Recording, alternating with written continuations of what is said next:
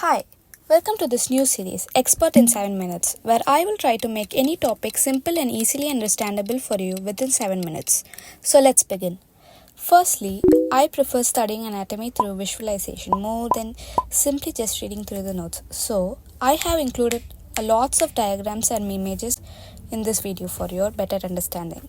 First, before we go on about the anatomy of external ear, beginning with the skull is more appropriate. So this picture you see right here has a basic outline of the parts of a skull.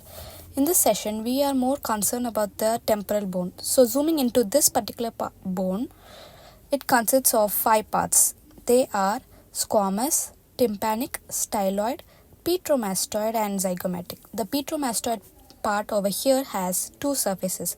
Lateral surface, it is the mastoid part, and the medial surface is the petrous part. To see this petrous part, we have to look inside the skull.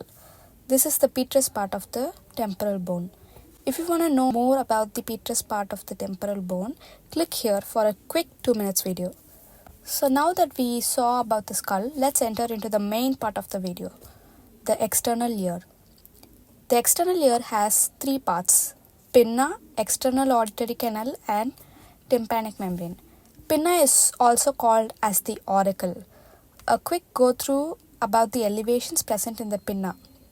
The big elevation you see right here is called helix, and opposite the helix we have antihelix, and over here you can see the tragus, and opposite to that you have antitragus.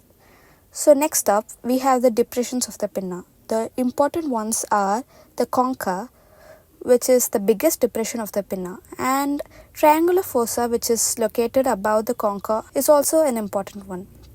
So basically our ears are made up of cartilage. But can you guess which cartilage? Come on, try folding your ears. So obviously it is made up of elastic cartilage. But there are 2 regions which are devoid of the cartilage. They are the lobule of the ear, which is made up of fat, and the incisura terminalis. That's it about the pinna. To know about the applied aspects of these parts, click here for a quick 2 minutes video. Our next stop is the external auditory canal, which is an S-shaped canal. It is divided into 2 parts: the lateral outer cartilaginous part, which covers 1/3 of the canal, and the inner medial bony part, which covers the 2/3 of the canal. The canal is 24 millimeter long, so accordingly the cartilaginous part is 8 millimeter and the bony part is 16 millimeters. So another interesting thing about the external auditory canal is it has 2 communications with the parotid gland. They are fissure of Santorini and foramen of Huschke. They act as a portal for infection to and fro from the EAC to the parotid gland. But these 2 openings usually disappear around the age of 7, but it may persist in some.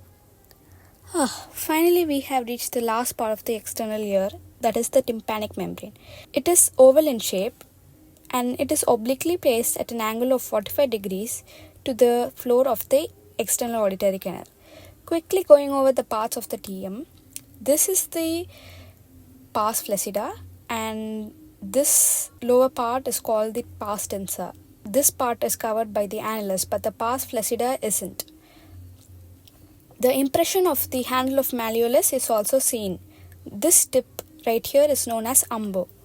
There are 2 malleolar folds present: anterior, which is short, and the posterior which is long. The pars tensa is divided into 4 quadrants through 2 imaginary lines passing through the umbo, horizontally and vertically. Quadrants are antero-superior, antero-inferior, postero-superior and postero-inferior. Here are few pictures of the tympanic membrane. We are going to end this video with a short difference between pars tensa and pars flaccida. So pars tensa, annulus is present, but annulus is absent over here. Occurs below the malleolar prominence, occurs above the malleolar prominence. Thickens superiorly, thickens inferiorly. It has 3 layers and this one has only 2 layers. The middle fibrous layer is missing over here. Therefore, the pars tensa is more tense and tight in nature compared to pars flaccida, which is loose and lax. And the pars tensa is the larger 2/3 part and the pars flaccida is the smaller 1/3 part. Thank you for listening to this session. If you want to have a quick test on this particular topic, you can click right here. Thank you.